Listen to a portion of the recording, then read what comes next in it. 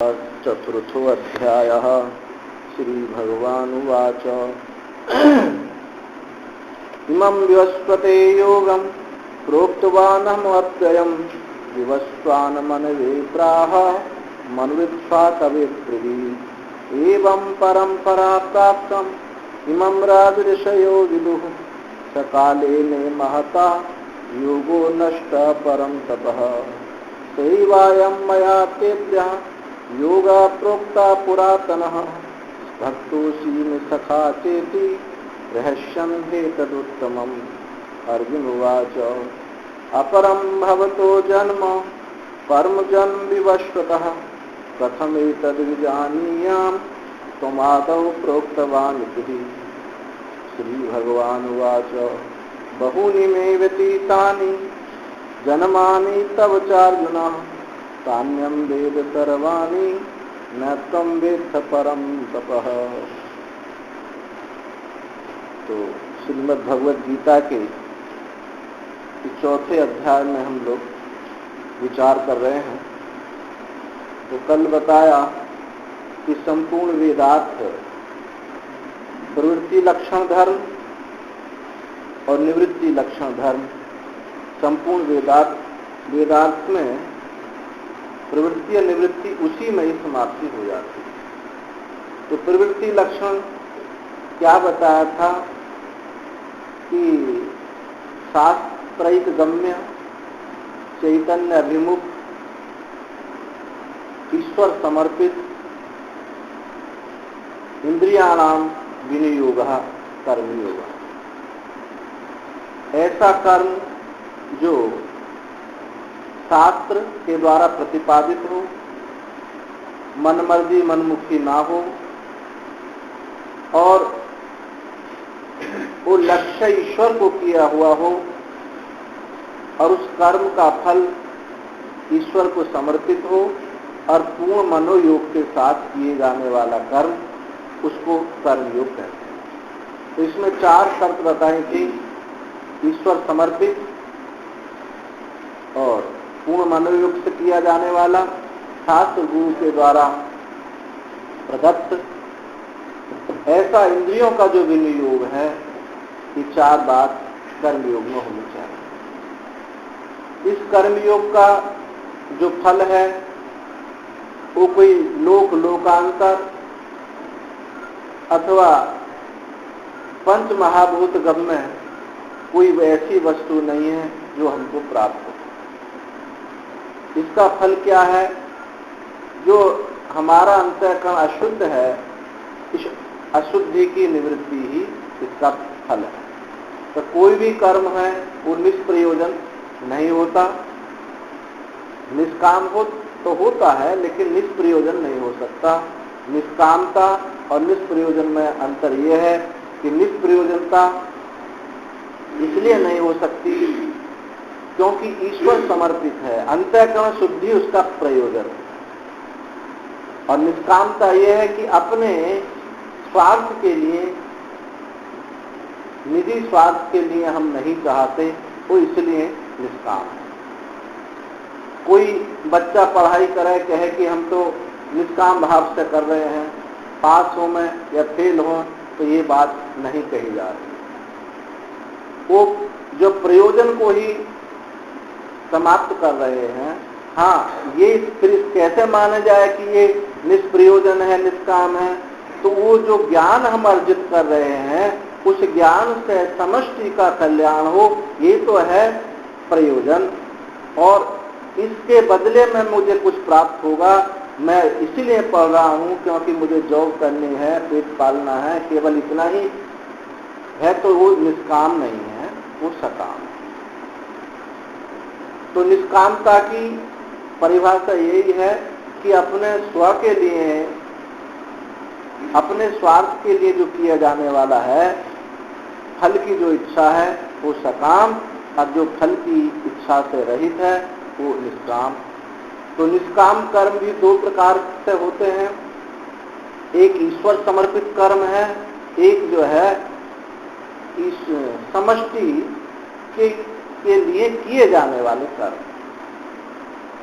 कुछ लोग ऐसे होंगे, आपने देखा है कि उनसे कहा कि 10 मिनट आप भगवान का भजन करो, तो नहीं करें, लेकिन 2 घंटा ऐसी सेवा कर देंगे कि जो लोक के हित के लिए हो। उनका अपना कुछ नहीं है, लोक हित के लिए ऐसा किया कर सकते हैं। तो इस दृष्टि से 2 भेद हो गए। ईश्वर समर्पित होने पर भी वहां कामना नहीं है, और समष्टि के लिए किया जाने वाला कर्म भी वहां भी कोई कामना नहीं है।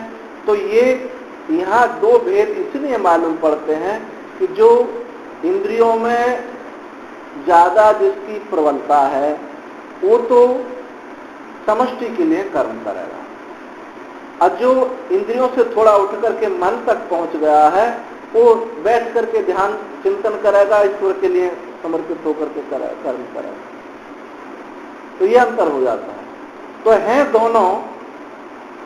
दोनों ही निष्काम, और एक दिन जब वो उसको फल की इच्छा नहीं रहेगी तो इंद्रियों से उठ करके वो मन में भी पहुंच जाएगा, उस अनंत परमात्मा के समीप भी बैठ जाएगा।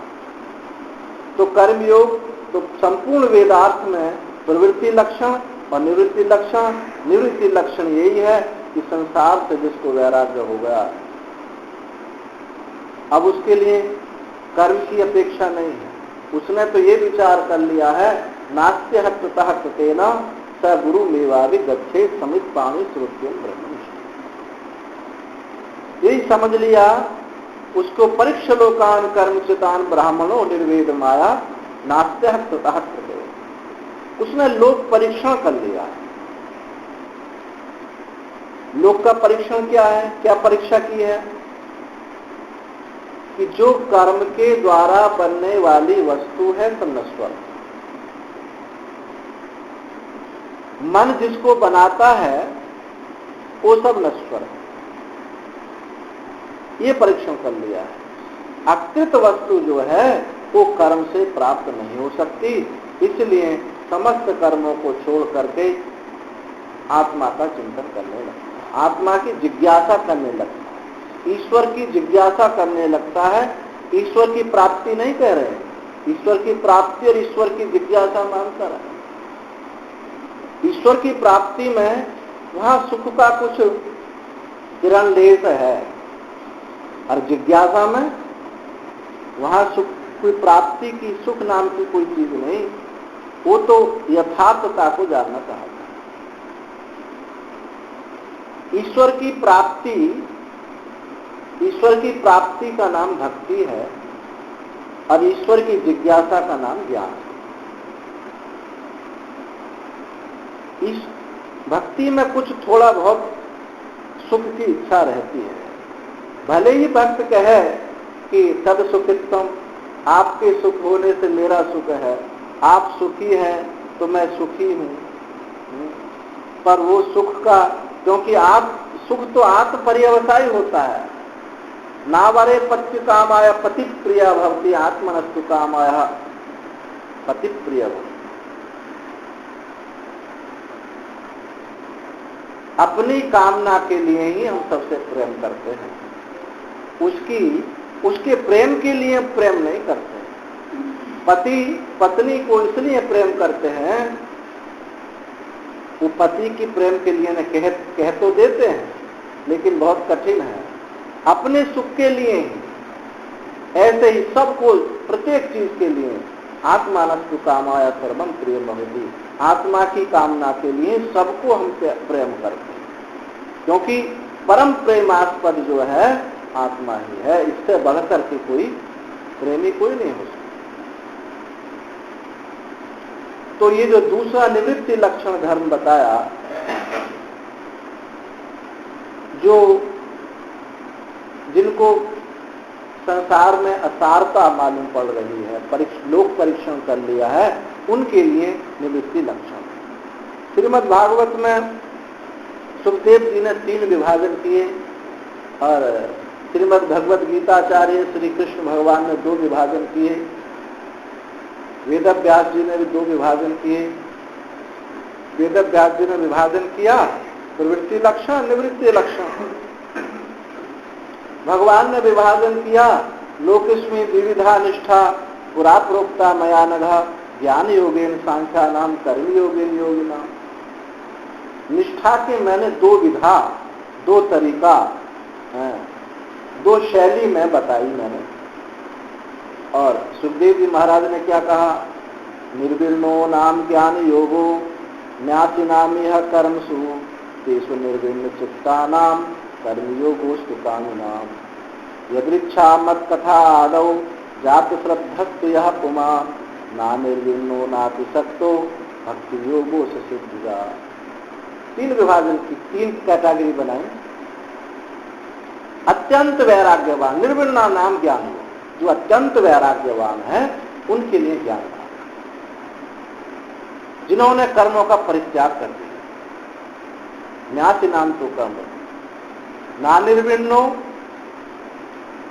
नाति सक्तो यदृच्छा मत कथा आदौ, जिनको बिना किसी कामना के मेरी कथा में जिनको रुचि उत्पन्न हो गई है, यदृच्छा मत कथा आदौ जात श्रद्धस्तु यह पुमान्, जिन पुरुषों को मेरी कथा में सुनने का जिनको रस लग गया है, ना तो कर्म में आसक्त हैं, ना अत्यंत वैराग्यवान है, उनके लिए भक्ति योगो से सिद्धिदा, भक्ति योग उनको सिद्धि देने वाला। इन्हीं की संख्या ज्यादा होती है समाज में। और जो कर्म में आसक्त हैं उनके लिए कर्मयोग बात बताई। भगवान ने दो ही विभाजन कर दिए, क्योंकि एक मानस, कर्म में इंद्रियां हैं, भक्ति में मानस है, तो दोनों को एक ही विभाजन में रख दिया, एक कैटेगरी में रख दिया, उनको योग के अंतर्गत रख दिया। तो संपूर्ण वेदार्थ प्रवृत्ति और निवृत्ति इसी में समाप्त हो जाती। फिर उसके बाद बताया भगवान ने कि प्रवृत्ति निवृत्ति लक्षण का जो फल है, अविनाशी तत्व मोक्ष है, उसको ऐसे ही नहीं प्राप्त किया जाता। उसकी एक सद परंपरा है, गुरु परंपरा है। वो गुरु परंपरा को राजऋषियों की परंपरा बताई। तो उसमें कल बताया था कि दो परंपरा है, एक ब्रह्म ऋषि परंपरा, एक राजऋषि परंपरा। राजऋषि कौन है? जो राजा हैं और ऋषि भी हैं। इसलिए पहले जो सब होते थे राजा, वो सब तत्व ज्ञानी होते थे, जैसे कि अष्टपति, कैक्य, जानश्रुति, जनक, अनेक राजा हुए। और विधेय परंपरा में इसमें तो 51 जनक तत्ववेत्ता थे। और ब्रह्म ऋषि परंपरा बताई भगवान ब्रह्मा से लेकर के। तो कुछ में ऐसा हुआ है कि कहीं कहीं जैसे अश्वपति को जो विद्या आती थी, जानश्रुति को जो विद्या आती थी, वो ब्राह्मणों के पास नहीं थी, क्षत्रियों के पास थी। वेद, हम कोई मन घड़ंत नहीं बात, श्रुति प्रतिपादित कह रहे हैं, छांदोग्य उपनिषद और बृहदारण्यक उपनिषद में ऐसा हुआ है। तो चाहे राजऋषि परंपरा में राजा भी रहे, ऋषि भी रहे, तो श्रीमद् भगवत गीता राजऋषि परंपरा का ग्रंथ है। योग वासिष्ठ ये राजऋषि परंपरा का ग्रंथ है। और इसके अलावा ब्रह्म ऋषि परंपरा में जैसे अष्टावक्र है, ये ब्रह्म ऋषि परंपरा है। तो इस दृष्टि से व्यवहार की जहाँ व्यवहार दिखाई पड़ता है वो राजऋषि परंपरा है, और जहाँ त्याग तपस्या का ही बल दिखाई देता है वो ब्रह्म ऋषि परंपरा है। मुक्ति में कहीं अंतर नहीं है, एक ही बात। चाहे वो सुखदेव जी हैं, चाहे जनक हैं, चाहे वशिष्ठ हैं, पुरोहित का कर्म करने वाले वशिष्ठ, राजपाट कराने वाले जनक और विरक्त सुखदेव, ज्ञान में कोई अंतर नहीं। तो इस राजऋषि परंपरा में ही इमं विवस्वते योगम, ये ज्ञान जो है भगवान ने कहा कि ये मैंने ज्ञान योग पहले सूर्य को कहा, सूर्य ने मनु को कहा, और मनु ने अपने पुत्र इक्ष्वाकु को कहा, और इक्ष्वाकु से सब राजाओं को परंपरा से प्राप्त आया है। और ये परंपरा इस परंपरा से प्राप्त होकर के, इस क्षत्रिय परंपरा से प्राप्त होकर के राजाओं को प्राप्त हुआ है। और वो काले ने महता योगो नष्ट परम तपः, इस महान बीच में कुछ अनधिकारी को ये ज्ञान प्राप्त होने की वजह से ये नष्ट हो गया। अब फिर मैं उस ज्ञान को बताता। तो कैसे परंपरा कैसे नष्ट होती है, विच्छेद परंपरा कैसे होती है? कि जब ये अनधिकारी कौन है, जो केवल शरीर और इंद्रियों के पोषण ही चाहता है, वो है अनधिकारी। हम शरीर में बैठे हैं, मन में बैठे हैं, संसार में बैठे हैं, कोई बात नहीं, वो अनधिकारी नहीं, अधिकारी है।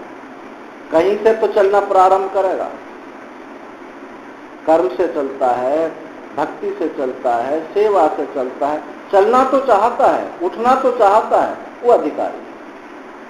और जिसने अपना उद्देश्य बना लिया है कि इंद्रियों का भोग ही भोग है, ये आकार भोग ही भोग है, इससे दूसरी अलावा कोई चीज है नहीं, तो ऐसे लोगों को जो ज्ञान दिया गया, वो ज्ञान अहंकार के रूप में अवतरित हुआ। अहंकार, उनके जीवन में अहंकार दिखाई दिया, क्रोध दिखाई दिया, लोलुपता दिखाई दी, भोग दिखाई दिया। उन्होंने वो परंपरा जो प्राप्त थी वो वहां लुप्त हो गई। तो कुछ ऐसे राजा बीच में आ गए जो अजितेंद्रिय थे, लोक दृष्टि, लोक कल्याण दृष्टि नहीं थी, आत्म कल्याण दृष्टि नहीं थी, केवल अपने स्वार्थ भोग में मस्त रहने वाले थे। उन लोगों के हाथ में ज्ञान जाने पर वो नष्ट सा हो गया। ज्ञान नष्ट नहीं होता, नष्ट सा हो गया। अब आगे परंपरा विच्छेद हो गई, क्योंकि उनके सामर्थ्य नहीं है, क्योंकि उसमें प्रतिष्ठित नहीं है, इसलिए दूसरे को भी ज्ञान परंपरा में चला नहीं सकते। और जो ज्ञान के इच्छुक तो हैं, परंतु योग्यता नहीं है, वो अनधिकारी नहीं, उनको बात सुनाई जाती है। केवल ज्ञान इतना ही नहीं है कि हम ब्रह्मास्मि, यहां तक ज्ञान नहीं है। वो ज्ञान जो है, अब इक्ष्वाकु कौन है? जो बुद्धि से उतर कर इंद्रियों तक आया है, वो ज्ञान इक्ष्वाकु है। तो वो अधिकारी हैं, ठीक है, उत्तम अधिकारी नहीं है, अधिकारी में भी भेद होता है, पर वो अधिकारी है। उनको ये सुनाना चाहिए और बहुत सुनाना चाहिए, अनेक युक्ति तर्कों से सुनाना चाहिए। उनको ऐसे नहीं समझ में आए, मुख्य अधिकारी दृष्टि से समझ में नहीं आए तो मध्यम अधिकारी से सुनाना चाहिए, अधम अधिकारी से सुनाना चाहिए, पर सुनाना चाहिए, कहीं ना कहीं किसी प्रकार से वो आगे बढ़ जाए।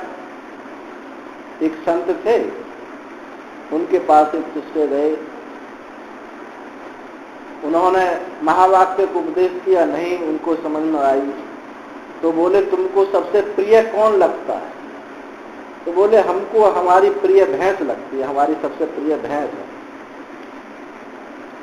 इतनी सुंदर है, इतना दूध देती है, बड़े बड़े सींग हैं उसके, बहुत प्रिय है मुझे वो। तो ठीक है, तो तुम उसी भैंस का ध्यान करो। परमात्मा को चाहता है, अधिकारी है, पर उत्तम अधिकारी नहीं, तो भैंस का ध्यान कर। अब भैंस का ध्यान करते तदाकारता उसकी जबकि तदाकार हुई। तो एक दिन गुरुदेव ने बुलाया कि आओ रामानंद आओ। तो बोले गुरुजी निकला नहीं जा रहा, मेरे सींग फंस गए दरवाजे में। तो बोले ठीक, अभी अधिकारी हो गया। अब उसको फिर उपदेश किया कि तू बिना सींग वाली भैंस है, भैंस तो तू है पर बिना सींग वाली भैंस है। अब उसके सींग, अब सींगों से ऐसे हटा, सींगों से हटाया, चमड़ी से हटाया और फिर उसको उस परम तत्व का भोग कराया। तो अधिकारी है, मध्यम अधिकारी है। तो ऐसे जो उस परमात्मा को चाहे ही नहीं, उसके लिए ये ज्ञान नहीं। कि तू सुन भैया, हम तो सुनाएंगे, तो सुन। एक संत है, यहाँ की बात नहीं, बाहर की बात बता रहे हैं। वो बाहु पकड़ ले तो हमारी बात सुनो, तुम हमारी भुजा बाहु पकड़ के हमारी बात सुनो, तुमको सुननी पड़ेगी। बोले नहीं, हमको तो खेत काटना, जाने तुम्हारा, नहीं नहीं सुन के जाओ। तो ये जो है ये उचित नहीं होती। तो आगे ये परंपरा की बात बताई। तो भगवान ने कहा कि ये जो मैंने ज्ञान सूर्य को कहा था, जो मनु को मिला, इच्छा को मिला, वही ज्ञान जो परंपरा से विच्छेद हो गया था, वही ज्ञान मैं तुमको आज मैंने तुमको कहा है। और क्यों कहा है? क्योंकि तुम अधिकारी हो। क्या है अधिकारित्व की लक्षण, क्या बताया? तो भगवान कह रहे हैं भक्तोषी में सखा चेती, तुम मेरे भक्त हो और तुम मेरे सखा हो। तो ज्ञान का कौन अधिकारी है? भगवान यहाँ यानी भक्त अधिकारी हुआ नहीं हुआ? अब वो कहीं नहीं थी भक्ति, हमको तो भक्ति में रहना है। इसलिए बात, भक्त तो पहले से अर्जुन है ही। यदि अर्जुन भक्त ना होता तो भगवान क्यों सुनाते? अब भक्त कहे कि नहीं, इससे बढ़कर के कोई चीज नहीं है, तो नहीं भाई, ऐसा नहीं है। अब शास्त्र को मानो, भगवान की वाणी को मानो कि तुम भक्त हो, अब तुम अधिकारी हो गए, अब तुम रहस्य की बात समझ सकते हो, पहले रहस्य की बात नहीं समझ पा रहे थे। तो भक्तोषी में सखा थी, दोनों बात है। सखा भी, सखा में क्या प्रियता होती है? जब भगवान ने अर्जुन को ये ज्ञान दिया होगा तो कितनी सन्निकटता रही होगी। एक संत बोलते थे, क्या तुम इस शास्त्र की गीता शास्त्र करते हो? ये शास्त्रवाद कुछ नहीं है, ये तो दो मित्रों का संवाद है। अरे जिस समय भगवान ने ज्ञान दिया होगा तो कान पर अपना मुंह ले गए होंगे, धीरे से कहा होगा अर्जुन ये सब नश्वर है। इतनी जो प्रियता होगी, जहां इतनी प्रियता होगी यानी सखत तो प्राप्त होगा, वही ये ज्ञान अवतरित होगा। भक्ति कहने से, भक्त कहने से क्या हुआ कि जो संसार की वासना थी उसमें नहीं, और सखा कहने से क्या बात कही कि उसके साथ प्रियता है, अनन्यता। अनन्यता होगी, प्रियता होगी और संसार की कोई वासना नहीं होगी, तो ये ज्ञान बिल्कुल एकदम जम जाएगा। ऐसा नहीं कि छलकेगा नहीं, इधर उधर नहीं जाएगा। ये जो छलकता है ज्ञान, सुनने सुनाने के रूप में छलकता है, बात यानी जल्प वितंडा के रूप में छलक जाता है। एक संत बोलते थे, एक वाक्य कोई बोला पचाओ पचाओ, हर बात में पचाओ, तुमको पचाना पड़ेगा। ये अनेक रूप में छलक जाता है, ज्ञान अभिमान के रूप में छलक जाता है, वितंडा के रूप में छलक जाता है, जल्प के रूप में छलक जाता है, अनेक प्रकार से छलक जाता है, मंसासीन होने से छलक जाता है और दीनाभिमान होने से छलक जाता है। इतने छलकने के इसके कितने रूप चल सकते हैं। तो नहीं, पचाओ, ये पचना चाहिए। जब ये पच जाएगा तो ये ऐसी चीज है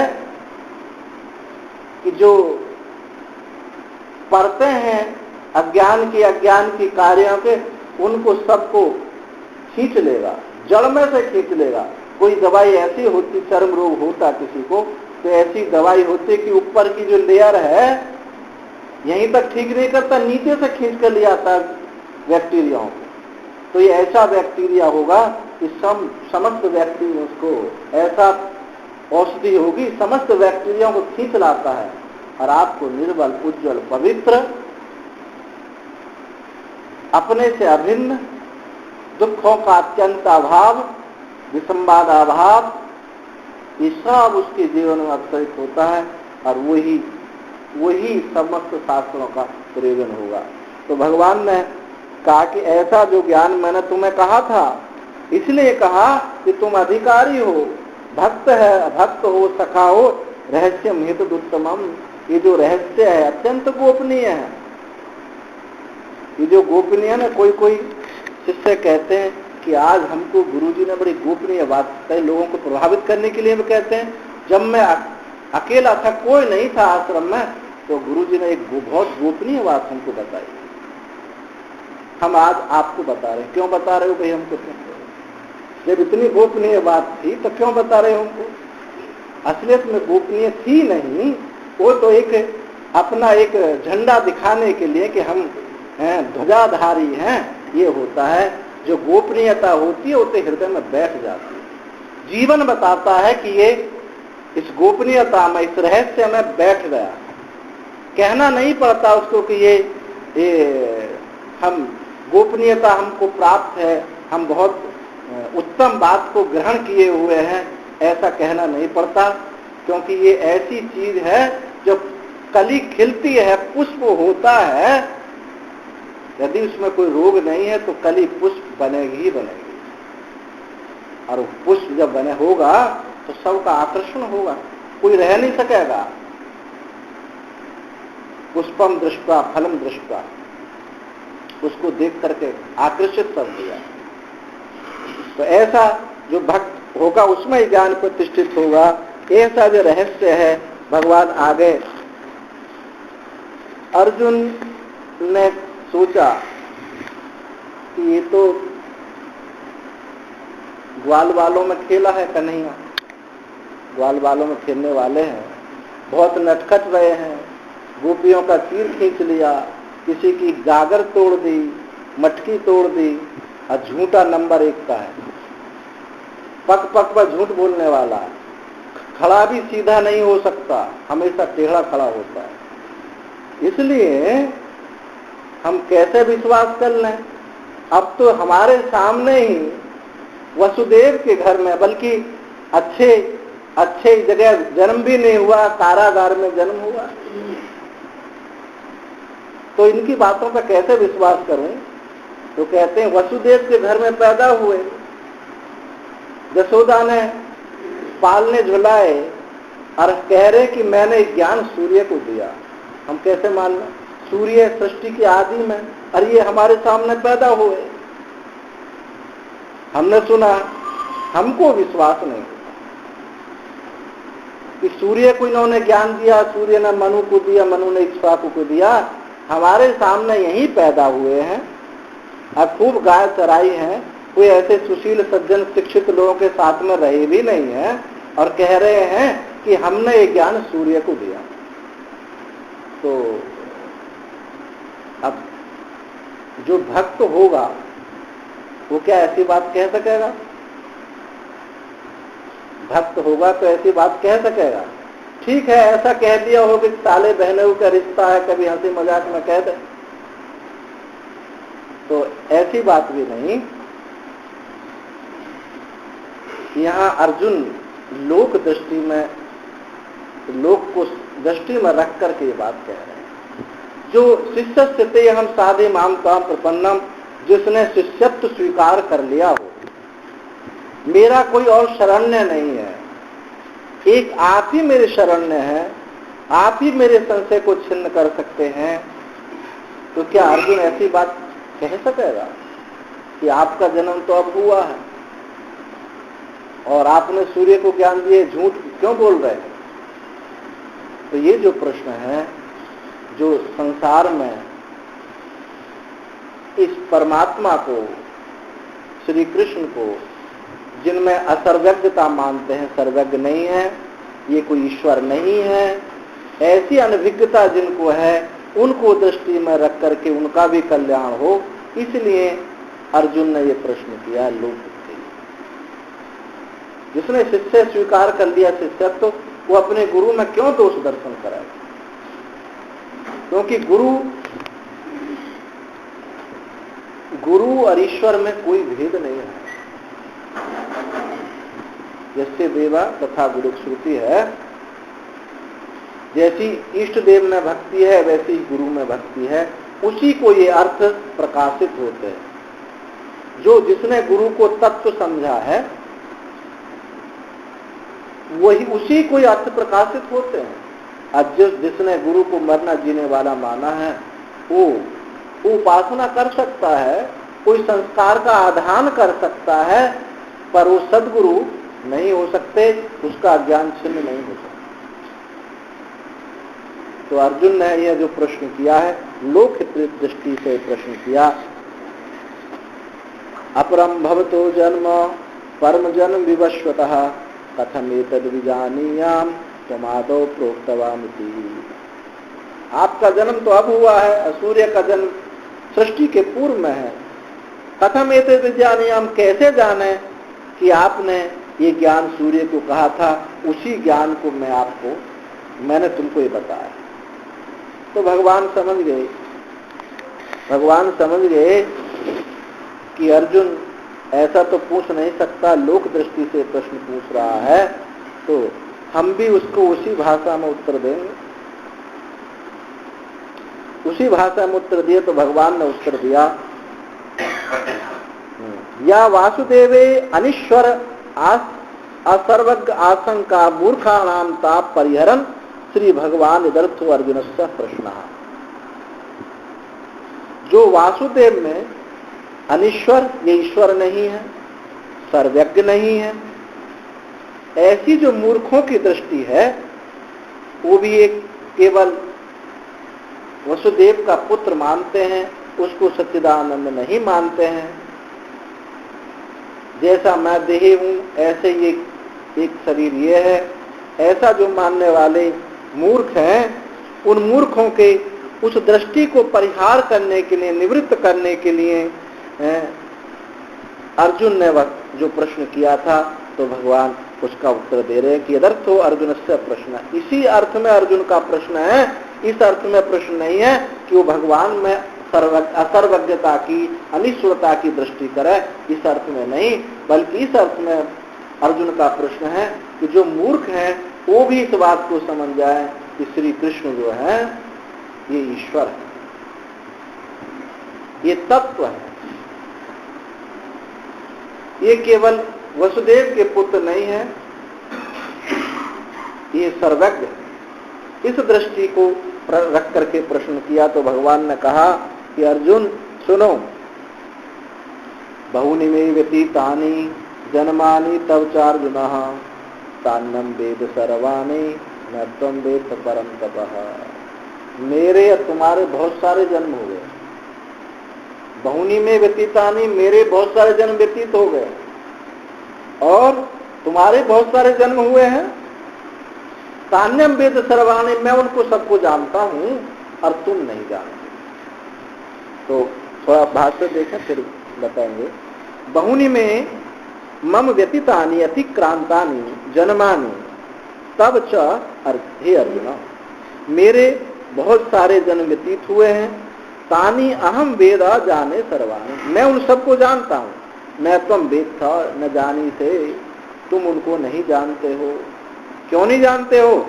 धर्माधर्मादि प्रतिपत्ति ज्ञान शक्तित्वात्। तुम्हारा जो ज्ञान है धर्म अधर्म प्रतिबंध से आबद्ध।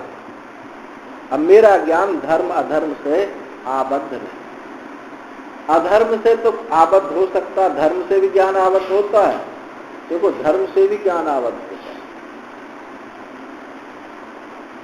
अधर्म तो रज और तम में है, अधर्म क्या है? सत्व में है। वो सच्चिदानंद ऐसे समझे पर धर्म की परिभाषा, एक सच्चिदानंद अद्वितीय परमात्मा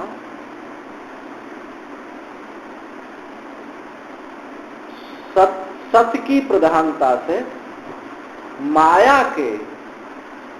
माया में तीन गुण है, सत्व रज तम। तो एक अद्वितीय परमात्मा सत्य की प्रधानता से माया के सत्वांश में जो विवर्त रूप से दिखाई दे रहा है वो है धर्म। सच्चिदानंद परमात्मा सत प्रधानत्वेन सत अंश विवर्तमानत्वम धर्मत्वम। क्योंकि धर्म में आकृति बनती, आकृति है। तो जो सच्चिदानंद परमात्मा जब सद माया के सत्वांश में विवर्त होगा, विवर्त माने विपरीत रूप से दिखाई देना, तो वो धर्म है। यदि रज्ज्वांश में विवर्त होता है तो उसका नाम संसार, तमांश में विवर्त होता है तो उसका नाम ये प्रकृति है। स्थूलता आ गई, तम में स्थूलता है, रज में क्रिया है, सत्य में न क्रिया है न स्थूलता है, वहां ज्ञान है। तो धर्म कोई संसार में हमको बांधने वाला नहीं होता, और यदि बांधने वाला है तो हमारा रज्ज्वांश की प्रबलता है, परंतु तत्व दृष्टि से तो वो भी बंधन का हेतु। अब यहां जो बात कही जा रही है तत्व दृष्टि से कही जा रही है। धर्माधर्म हेतु, धर्म अधर्म हेतु प्रतिबंध से ज्ञान मेरा आबद्ध नहीं है, इसलिए मैं जानता हूं, और तुम्हारा ज्ञान धर्म अधर्म से आबद्ध है, इसलिए तुम नहीं जानते। अब ये बात कहो कि महाराज हमको ये स्पष्ट नहीं हुई बात, आपने ऐसा सूत्रात्मक ये बात कह दी, हमको स्पष्ट नहीं हुई। धर्म अधर्म के प्रतिबंध हट जाने से तो कोई क्रिया नहीं है, किसी प्रकार की कोई क्रिया नहीं होती, कोई आकृति नहीं बनती, तो फिर ये और जो उपदेश होगा तो बिना क्रिया के होगा नहीं। तो आप सत्ता सामान्य रूप से अवस्थित हैं, तो आपने उपदेश कैसे कर दिया? आई बात समझ नहीं? धर्म अधर्म प्रतिबंध से हम रहित हैं, उपतत्व जो है धर्म से परे है, अधर्म से परे है, पास भी नहीं है, दूर भी नहीं है। तो जो ऐसा तत्व है वहां तो कोई आकृति बनती नहीं, कोई संवाद बनता नहीं, और आप कह रहे हो कि धर्म अधर्म प्रतिबंध से रहित होने के कारण मेरा ज्ञान ऐसा ज्ञान है, इसलिए मैंने ये ज्ञान सूर्य को कहा था, अब तुम उसको जानते नहीं हो। तो देखो यहां इसी श्लोक से अवतार की भूमिका बताई गई है। अब आगे जो शुरू होगा, आगे के जो श्लोक होगा, अजूप सन्नव्यात्मा, ये अवतारवाद है। तो भगवान यहां अवतार की भूमिका रख रहे हैं। जब तक हम तत्व को नहीं समझेंगे तब तक अवतार को भी नहीं समझेंगे। अवतार कोई खिल्ली में उड़ाने की चीज नहीं है। दूसरे फिरका प्रस्ती आदि सब जो है ये वहां तक पहुंच ही नहीं सकते। यानी अवतार कहाँ है? सब कुछ अवतार से काम बनता है।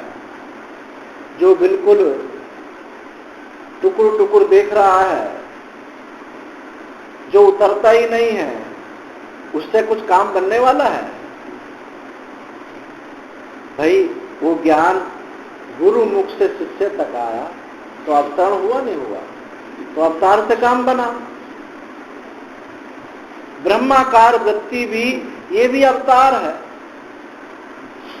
वो परम तत्व उस बुद्धि में अवतरण हुआ, तभी अज्ञान ध्वंस हुआ। तो बिना अवतार के कोई संभव नहीं। जब गुरु शिष्य को उठाते हैं, कोई प्रणाम कर रहा है, चरणों में गिर गए और उठता ही नहीं है, तो गुरुजी हाथों से उठाते हैं नहीं उठाते? यही तो अवतार है। अच्छा ऐसा हो कि अपने से वो बिछुड़ जाते हो? वैकुंठ भगवान विष्णु का अवतार हुआ तो वैकुंठ लोग खाली हो जाता हो, ऐसा क्या हो सकता है? ऐसा नहीं। तो यहाँ उसी भूमिका को बताने के लिए भगवान ने कहा कि देखो भाई, धर्म अधर्म प्रतिबंध ज्ञान शक्ति बद्वत्तात् धर्म अधर्म प्रतिबंध से तुम्हारा ज्ञान आबद्ध है और मेरा ज्ञान आबद्ध नहीं है। मैं बिल्कुल शुद्ध निर्लेप हूं, असंग हूं, कूटस्थ हूं, सत्ता सामान्य, सबका अधिष्ठान हूं, सबका प्रकाशक हूं। मुझ में किसी प्रकार की कोई कला कलना उत्पन्न नहीं हो सकती। सजातीय भेद, विजातीय भेद, स्वगत भेद, देश काल वस्तु की परिच्छिन्नता से का अत्यंत अभाव है। यह है धर्म अधर्म प्रतिबंध से रहितता। ऐसा मैं हूं, इसलिए मैंने ये ज्ञान कहा। तो अर्जुन का तो बोले हमको ये बात आप ऐसा कहने से हमको बहला मत दो। हम भी इतना जानते हैं, हमने भी संत महात्माओं का सत्संग सुना है। जो धर्म अधर्म से परे है, धर्म अधर्म से परे है, वहां क्रिया आकृति बनती नहीं, तो उपदेश कैसे होगा? आपने कैसे सूर्य को उपदेश कर दिया?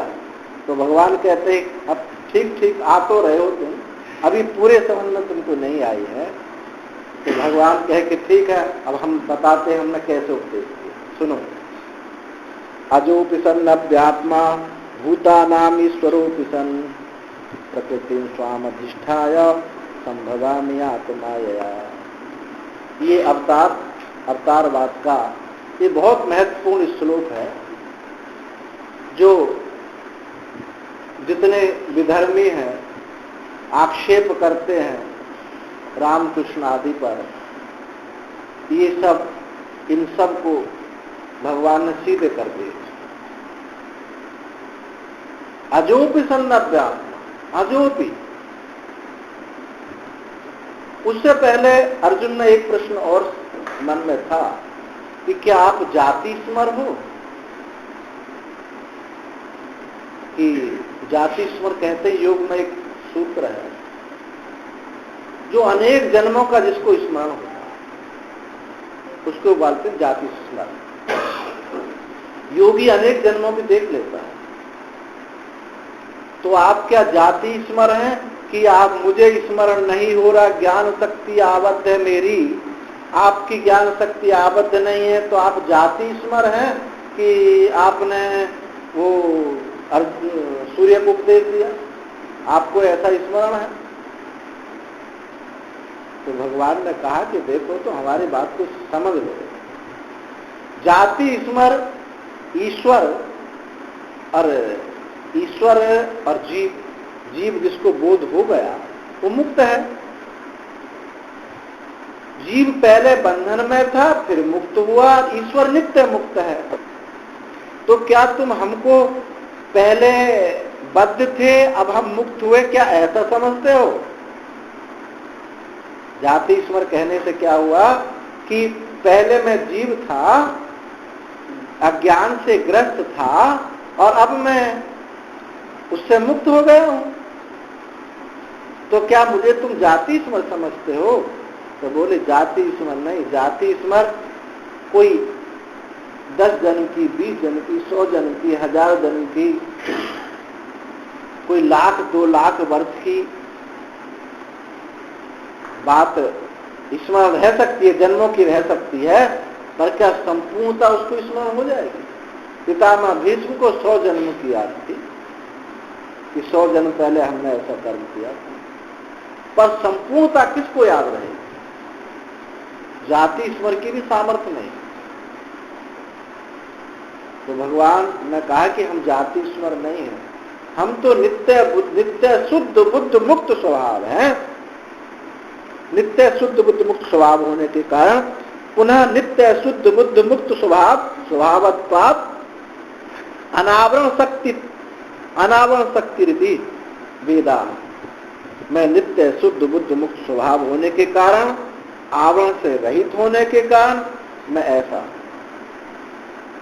मुझ में लेस बराबर भी माया छाया का लेस नहीं है, कोई सत्व गुण की भी मेरे में छाया नहीं है। तो मैंने जो उपदेश किया तो यही है। मेरा जानना क्या है?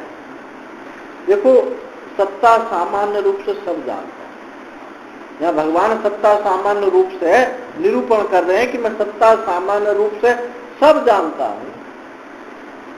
हम जान सब रहे हैं, इंद्रियों में बैठकर जानना चाहते हैं, एक काल में बैठकर जानना चाहते हैं, एक देश में रह करके बैठ करके जानना चाहते हैं। जानना आपका स्वभाव है, स्वरूप है। जब ये परमात्मा जाने बिना रहा नहीं सकता, और इसका स्वरूप क्या है? अनंत। अनंत का क्या लक्षण होता है कि किसी परिधि में ना आना। अनंत वही तो कहा जाएगा जो देखा सीमा में आबद्ध हो जाए, आबद्ध ना हो। तो परमात्मा का स्वरूप एक तो ज्ञान स्वरूप है और अनंत है। ज्ञान देखे बिना रहा नहीं जाता और अनंत को देख नहीं पाता। अनंत विषय नहीं होता, अनंत विषय नहीं होता और देखे बिना रहा नहीं जाता, तो छोटे छोटे टुकड़ों के रूप में देखने लगता है। इसी को कहा जाता है जीव। आपका स्वभाव है देखे बिना नहीं रह सकते। अज्ञानता के कारण, आवरणता के कारण आप अनंत स्वरूपता नहीं हो सकते। अनंत को टुकड़ों टुकड़ों में देखने चाहते हैं, इसी को जीव कहते हैं। दृष्टांत में जैसे समझें,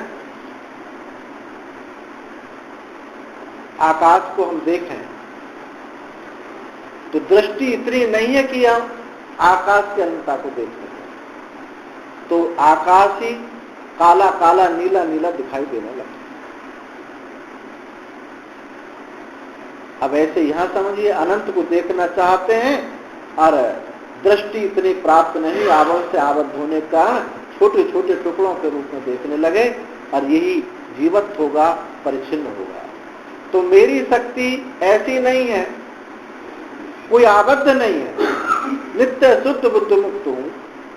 इस नित्य शुद्ध बुद्ध मुक्तता यही मेरा स्वभाव है, यही मेरा स्वरूप है। सब जानते हैं, देखना आपका, जानना आपका स्वभाव है, और आप देखे बिना नहीं रह सकते। परंतु काल की परिधि में, इंद्रियों की सीमा में देखना चाहते हैं। जैसे मैं कहूं कि भाई अब से 70, 80, 100 साल बाद ऐसा होगा कलिकाल में, 2-2 फीट के आदमी हो जाएंगे, 12 वर्ष उम्र हो जाएगी। ऐसा वर्णन कलिकाल का करें, ऐसा वर्णन होगा तो क्या कहते हैं आप? हम तो देख नहीं पाएंगे। ये तो कहते हो, हम तो देख नहीं पाएंगे। अब हम 60 साल 70 साल के हो गए, अब हम कैसे देख पाएंगे? आप देख रहे और देखते, बस ये इंद्रियों को हटा दें तो आप देखना आपका स्वभाव है, स्वरूप है, देख रहे। इसी का नाम स्वयं प्रकाश है। इंद्रियों के माध्यम से आपने उस प्रकाश को टुकड़े बना लिया है, और ये जब हट जाता है तो आप विषय होकर के नहीं देखेंगे, आप स्वरूपता होकर के देखेंगे। कल एक दिन पूछ रहे थे कि सूर्य सबको प्रकाशित करता है, अज्ञान, हम ज्ञान स्वरूप हैं, सबको देखते हैं, देखना चाहते हैं, तो कैसे देखेंगे? आप कोई विषय होकर के नहीं देखना चाहते, आप तो स्वरूप होकर के, जैसे सूर्य प्रकाश स्वरूप है, आपकी प्रकाश स्वरूपता में आप किसी विषय होकर के आप नहीं देखेंगे। आप सत्ता सामान्य रूप से केवल प्रकाशित होना आपका धर्म है। प्रकाशित होना धर्म है, प्रकाश से होना धर्म नहीं होगा। या प्रकाशित का प्रकाश करने का कर्तृत्व भी नहीं होगा। जब कर्तृत्व आ जाएगा, प्रकाश कर्तृत्व होगा, तो आप सीमित हो जाएंगे। तभी तो प्रकाश से प्रकाशक भाग बन जाता है। और जब ये कर्तृत्व हट गया, प्रकाशत्व का कर्तृत्व हट गया, तो आप प्रकाश स्वरूप हैं। इंद्रियों के माध्यम से जो देखना चाहते हैं, यही हमारी अज्ञानता है। और नहीं तो आप नित्य देख रहे हैं। तो वही बात भगवान कह रहे कि मैं तो देख रहा हूं, नित्य रूप से देख रहा हूं, नित्य शुद्ध बुद्ध मुक्त स्वरूप हूं। वामदेव जी ने अपना अनुभव कहा, अहम मनुर्भवा सूर्य, मैं ही मनु हुआ। श्रुति है बृहदारण्यक की कि मैं ही मनु हुआ, मैं ही सूर्य हुआ। जब माँ के पेट से बाहर आए वामदेव जी तो उन्हें तुरंत बोला अहम मनुर्भवा, मैं ही मनु हूं, मैं ही मनु था, मैं ही सूर्य विवस्वान था। अब वो ये नहीं कह रहे कि मैं मनु हुआ सूर्य, सब मेरा ही प्रकाश है, मैं ही मैं हूं, मेरा ही अस्तित्व है। वही भगवान ने कहा कि अपनी सत्ता को बताने के लिए कि मैं सब बहुत जन्मों को जानता हूं। अब कहो कि बहुत जन्म क्यों कह रहे हो जब सत्ता समान है? तो इसको बोलते हैं भूतपूर्व वृत्ति। क्योंकि आपने जैसा प्रश्न किया है उसी शैली में हमको उत्तर देना पड़ेगा। आपने कहा कि आपका जन्म तो अभी हुआ है द्वापरांत में, और कहते हो कि मैं सूर्य को उपदेश दिया, तो इसी भाषा में उनको उत्तर देना पड़ेगा कि नहीं, मैं सबको जानता हूं। क्यों? मैं मेरी ज्ञान शक्ति आवृत्त नहीं है, इसलिए सब जानता हूं, सत्य सामान्य रूप से जानता हूं। इस सत्य सामान्य रूपता से ही मैं सबको उपदेश कर रहा हूं। अब देखो, मौन भी उपदेश होता है, समझने की बात है। ये प्रकृति हमको उपदेश दे रही है, पशु पक्षी बोल रहे हैं, ये भी उपदेश दे रहे हैं। जनक ने चिड़ियाओं की आवाज सुनकर के बोध हुआ, तो भगवान ने अर्जुन को कहा कि देखो, सत्ता सामान्य रूप से मैं प्रतिष्ठित हूं, इसी से मैं जानता हूं। यदि तुमको ऐसी आशंका हो कि बिना आकृति के तो उपदेश नहीं हो सकता, तो देखो मैं आकृति भी बता देता हूं। ऐसी आकृति नहीं है मेरी जैसी तुम्हारी है, लोक की आकृति है, जो कर्मों से बने हुए देह हैं, ऐसा देह नहीं है। चिदानंद में देह तुम्हारी, इसमें ये चिदानंद स्वरूप सच्चिदानंद, ये देह जो दिखाई देता है, तुमको जो दिखाई देता है, ये पंचभूतों का, गुणों का, कर्मों का खेल नहीं है, ये तो सच्चिदानंद है। इसीलिए इसमें कोई विकार नहीं, विगत विकार, इसमें कोई विकार नहीं। तो अर्जुन को भगवान ने कहा, ठीक, तुम ऐसा समझना चाहते हो कि बिना आकृति के उपदेश नहीं देते, तो हम आकृति की बात भी तुमको बता देते हैं। हमारी आकृति कैसी है? चिदानंद में। तो देखो, उसी को चिदानंद में ये चौपाई है, इसी श्लोक से निकल कर आए। क्या है चिदानंद में? अजो विसन्नव्यात्मा, अजन्मा,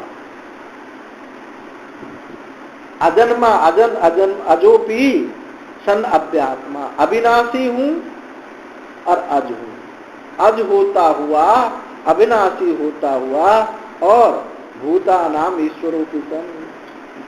तो कहो कि यदि अजन्मा हो, अविनाशी हो, तो सत्ता सामान्य रूप से रहते होगे? नहीं, भूता नाम ईश्वरोपी सन।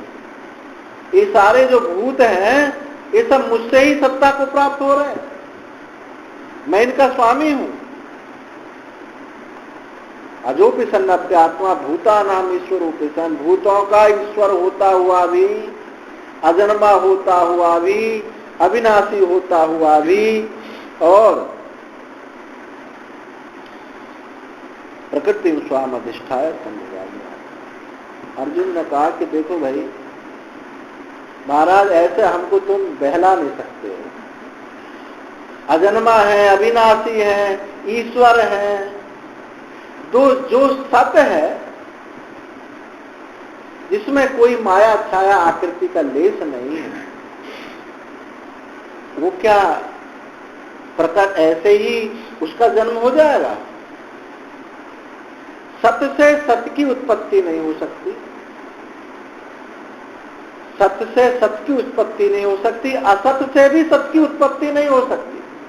न सत्य से सत्य की उत्पत्ति हो सकती है, न सत्य से असत्य की उत्पत्ति हो सकती है, न असत से सत की उत्पत्ति हो सकती है, न असत से असत की उत्पत्ति हो सकती है, न असत से सत असत उभय कोटि कोई उत्पत्ति हो सकती है। जब आप अजन्मा हैं, अविनाशी हैं, तो आप इस आकृति में कैसे आ गए? हमको तो इस बात को उत्तर देगा। आकृति के बिना उपदेश हो नहीं सकता।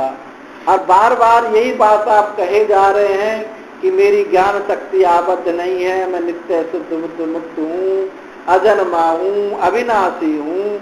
हम बहुत बार सुन लिए हैं, पर हमको ये बताओ कि ये उपदेश बिना आकृति के कैसे होगा? ऐसे तो सत्ता सामान्य रूप से परमात्मा सर्वत्र विराजमान है, तो उपदेश ले लें, गुरु की आवश्यकता कहाँ है? हमको ऐसे आप बहका नहीं सकते। आपका जन्म सत से सत की उत्पत्ति नहीं हो सकती। सत का जन्म यदि हो गया तो सत कहाँ रहा? वो तो विकृत हो गया। सत उसको कहते हैं त्रिकालावादित्वम सत्यत्वम, जो किसी भी काल में, तीनों कालों में जिसका बाध ना हो, वो सत्य है। तो यदि सत्य है, और सत्य, हमको ये भी बात समझ में नहीं आती कि यदि दो आप सत्य मान लें, तीन सत्य मान लें, ऐसे सत्य मान लें, सत्य से सत्य की उत्पत्ति, हम अगर ये भी सत्य उत्पन्न हो गया, सत्य से सत्य उत्पन्न हो गया, तो हम कैसे समझें कि ये जनक सत्य है, ये जन्य सत्य है, ये उत्पन्न करने वाला सत्य है और ये उत्पन्न होने वाला सत्य है? इनको विभाजित कैसे हम करेंगे?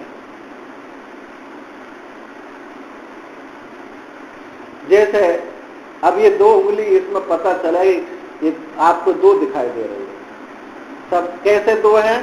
तो बोले बीच में दरार है इसलिए दो दिखाई देती है। तो सत्य सत्य, इनकी विभाजक रेखा उस सत्य है या असत्य है? यदि विभाजक रेखा सत्य है तो दो नहीं, अनंत सत्य हो। वहां गुरु शिष्य तो दो ही होते हैं, उपदेष्टा उपदेश से दो नहीं रहेंगे, या तो अनंत सत्य होंगे। सूर्य को उपदेश करने वाले आप और सूर्य दो नहीं होंगे, अनंत हो जाएंगे। यदि इनकी विभाजक रेखा असत्य है तो असत्य कोई वस्तु होती नहीं। ये दो नहीं है, ये एक ही है। ये तो केवल शब्द है। वाचारंभम शब्द ज्ञानानुपाति वस्तु शून्यो विकल्प, ये तो केवल विकल्प है। विकल्प किसे कहते हैं? शब्द ज्ञानानुपाति वस्तु शून्यो विकल्प। शब्द हो लेकिन अर्थ उसका कुछ नहीं हो, शब्द। नेताजी भाषण करके चले गए कि देखो भाई, ये सब इतना बस इसी साल में होने वाला चुनाव तो सब पहले हो जाएगा, और वहां एक दिन भर नहीं हुआ, तो ये क्या है? इसी को विकल्प कहते हैं, मिथ्या कहते हैं। वाचारंभनो विकारो नाम दो। शब्द ज्ञानानुपाति, केवल शब्द ही शब्द है, अर्थ उसका कुछ भी नहीं। तो सत्य से सत्य की उत्पत्ति कैसे हो सकती है? यदि सत्य से सत्य की उत्पत्ति है तो उनकी विभाजक रेखा भी हमको चाहिए, और सत्य से सत्य की उत्पत्ति होने के लिए उस सत्य में क्षोभ हुआ, विकृत हुआ, परिणाम हुआ, क्या हुआ, ये सब हमको बताना पड़ेगा। ऐसे हम नहीं समझ पाएंगे कि आप कह दो कि सच्चिदानंद घन है, सत्य परमात्मा ही ये सत्य है, ये जत है, जगत गुरु आदि सब दिखाई पड़ रहे हैं, ये सत्य ही है। ऐसा नहीं हमको बात समझ में आती, क्योंकि आकृति बनने के लिए तो कुछ ना कुछ देश भी चाहिए, काल भी चाहिए, वस्तु चाहिए। बिना देश काल आदि के आकृति नहीं हो सकती। और आपने पहले कह दिया कि धर्म अधर्म से परे है, देश काल क्रिया वस्तु से परे है, अजन्मा है, सत्य है, और वही मैंने उपदेश किया। तो ऐसी बात हमको समझ में नहीं आती। कल इसी श्लोक पर और चर्चा करेंगे। ये अवतारवाद है। ओम पूर्णमदः पूर्णमिदं पूर्णात् पूर्णमुदच्यते पूर्णस्य पूर्णमादाय पूर्णमेवावशिष्यते। ओम शांति शांति शांति।